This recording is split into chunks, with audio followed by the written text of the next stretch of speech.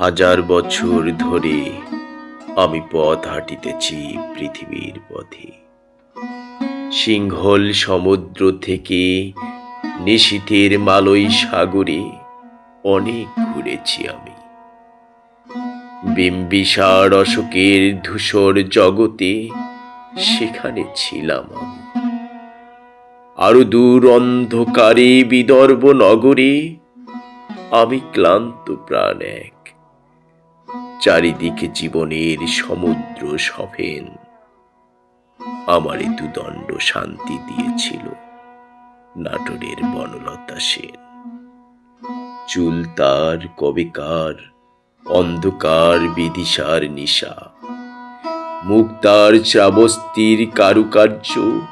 অতি দূর সমুদ্রের পর হাল ভেঙেছে নাবিক, হারিয়েছে দিশা।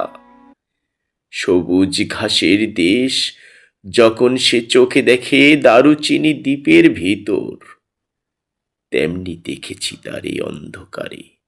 বলেছে সে, এতদিন কোথায় ছিলেন?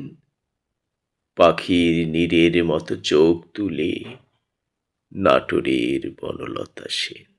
সমস্ত দিনের শেষে শিশিরের শব্দের মতো সন্ধ্যা আসে।